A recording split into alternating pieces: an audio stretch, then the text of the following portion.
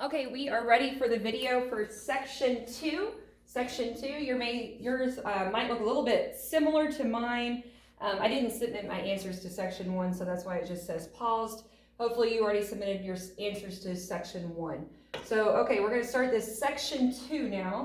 Okay, you can go ahead and get that open and ready. And then we have our study guide for section 2. So our first question here says, if I can find it in my paperwork, there it is. Okay, Sarah needs to find the solution to the equation 1/3 x plus 8 equals 12. Part A, first Sarah will A, B, C, or D, and then we have to actually solve the equation. Okay, so when you look at this equation and you're thinking about solving it, we want to get x by itself. So the first thing that we want to do is get rid of the plus 8, and we want to do the opposite of plus 8, so that would be subtract 8. So I know that these choices are written a little confusing, but the only one that says subtract is B, so there we go, B. Part A, done. All right, part B is actually solving.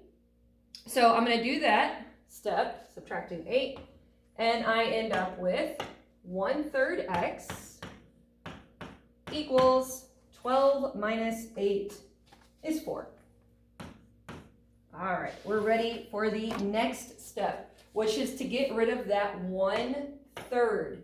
Please be very careful that you pay attention to this step, how I get rid of 1/3. Technically, that says 1/3 times x. And to get rid of multiplying by 1/3, we have to divide by 1/3. Now, hopefully we all know when dividing by a fraction, you actually multiply by the reciprocal. Remember that same change flip stuff? So we are going to multiply by the reciprocal here. The reciprocal of 1/3 is 3 over 1. And I'm going to multiply each side by 3 over 1. That's the same thing as dividing by 1/3 would be to multiply by the reciprocal. Okay, so my variable is now by itself, and I need to do 4 times 3 over 1. Remember, when you have a whole number, you want to write it as a fraction. 4 over 1 times 3 over 1 would be 12 over 1. Simplify 12 over 1, and that would just be 12. So x equals 12. All right, you want to pause the video now, and you're going to go over to question 1 on section 2. Answer part A, answer part B, and then we're ready to move on to question 2, and you can restart the video for the study guide. All right, question 2 says, 2 equations are shown below. Equation 1, equation 2. Solve each equation, then enter a number to make the statement true. The value of x is blank, and the value of y is blank. Now, to be honest, I don't like how they worded this question because it makes you think that these 2 equations have something to do with each other, and they don't at all. It's completely separate problems. We're going to solve equation 1 and figure out what x is, and then we're going to forget about equation 1 and solve equation 2 and figure out what y is. Okay, these equations do not have anything to do with each other. All right, so I'm going to write equation 1 down here. 2/3 x plus 8 equals 14. My first step is to get rid of plus 8, so I'm going to subtract 8. And that would give me 2/3 x equals 14 minus 8 is 6. Now, we did a problem similar to this one. To get rid of multiplying by a fraction, we're going to multiply by the reciprocal. So 3 over 2. That's going to leave me with just my variable. And I need to do 6 times 3 over 2. Remember, make your whole number into a fraction by putting it over 1. Multiply straight across. 6 times 3 is 18. 1 times 2 is 2. And now simplify. 2 goes into 18 9 times. So that must mean that x equals 9. So that's all you would put in that blank is a 9, okay? All right, now, equation 2 has nothing to do with this whatsoever, so try to ignore it. we're going to move on to 3/4 times y plus 9 equals 15. All right, you can work out this problem in two ways. There's the easy way and the hard way. So who likes doing things the hard way? The hard way is to distribute to the y, distribute to the 9, and then solve, okay? The easy way, which is the way I'm going to teach you, is to first get rid of the 3/4 and then solve. Okay, let's get rid of the fraction completely from this problem. So just like we did on these other problems, when we want to get rid of a fraction, we are going to multiply by the reciprocal. Whoops. Should be parentheses here. Over here, 4/3. All right. So when I multiply by 4/3, waiting for my colors to show up here on the screen. There they are. Okay. 3/4, 4/3 cancel out. You're left with y plus 9. You don't have any need for the parentheses around the y plus 9 anymore. And on the other side there, we're going to do 15/1 times 4/3. Okay, let's actually multiply those. 15/4 would give me 60.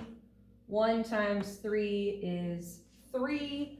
How many times will 3 go into 60? 3 will go into 60 20 times. And now I'm left with a one-step problem. Y plus 9 equals 20. So I'm going to subtract this 9.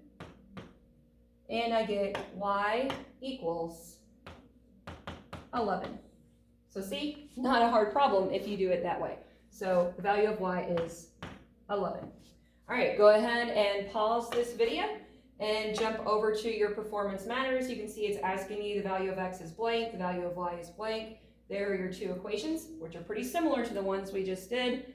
And once you're finished with question 2, we'll be ready for the last question of the DMA, question number 3.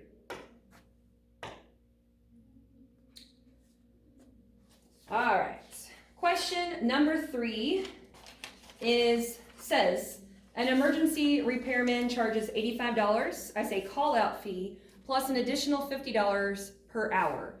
He arrives at a house at 2:30 and works to repair a fuse box.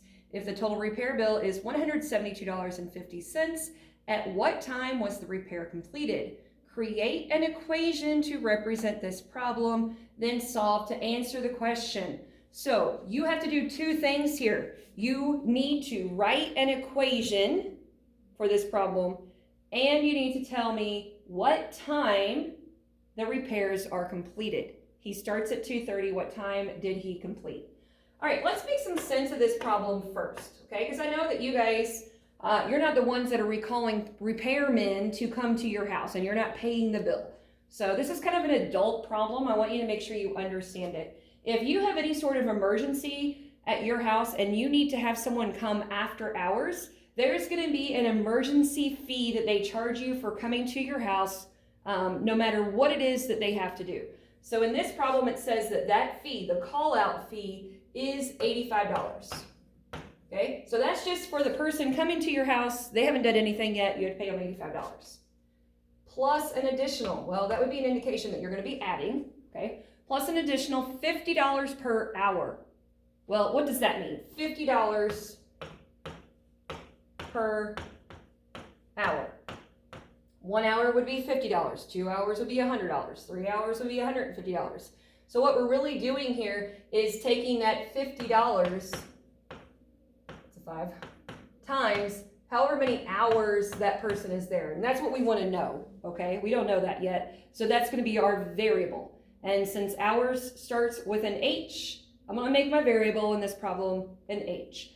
And all of this is going to equal whatever your bill was. And in this problem, the bill is $172.50. Okay, we really don't have a perfect looking equation here. So this is going to be my official equation. I'm not going to include dollar signs and stuff, okay? It's going to be 85 plus 50H equals 172.5. There's your equation. Okay, so if you want to stop the video now and go write the equation that would match up with performance matters, you could do that. okay? Because that's your first step, is writing the equation. The second thing we need to do is figure out how long the repairman was there so we can figure out what time he left. If he arrives at 2:30, what time did he leave? So we need to solve this equation. Now, you can use a calculator, you can use a calculator, you can use a calculator. In fact, please use a calculator, okay? First thing that we want to do here is we want to get rid of this 85. Use a calculator. These are gone. You get 50H equals 87.5.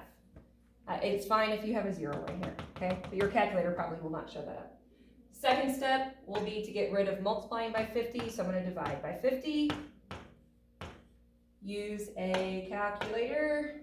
H equals 1.75. Well, what does that mean? Okay, this means 1.75 hours. Unfortunately, that's not really what they're asking, okay? They're not asking how many hours. They want to know what time the person is leaving. 1.75 hours. All right, well, let's figure out what we do know, all right? We do know 2:30 is when they arrive. 3:30, that would be 1 hour. I hope we all can agree on that. They're there for 1.75 hours. 0.75. That's the same thing as 3/4 of an hour. Well, how many minutes is 3/4 of an hour? I would hope that we would know this. I moved up a little too far there. I would hope that we would know this. 3/4 of an hour. If you think about a clock. Okay, I know some of you don't like reading a clock. I get it. All right, but we all know that there's 60 total minutes in an hour, right? And a clock is kind of broken up into these 4 quadrants. And we're talking about 3/4 of an hour. 1, 2, 3. So if this whole thing was 60 minutes, this is 15 minutes. Whoops. 15 minutes, 15 minutes. So 3/4 of an hour equals 45 minutes. 0.75 hours is 45 minutes. Okay, let me jump back over there. So 2:30 to 3:30 would be an hour, and he's there for an hour and 45 minutes. So if I think, well, 3:30 to 4 o'clock, that would be 30 minutes. 1 hour and 45 minutes. We need 15 more minutes. So 4 o'clock to 4:15 would be that additional 15 minutes. So what time did he leave? 4:15. Okay, again, I know that was kind of confusing, and yes, there are definitely other ways to figure that out, but I think that's probably the easiest way for most people. So go ahead and do your question here. Don't forget, you want an equation with an equal sign, and you want to tell me what time the plumber leaves the house.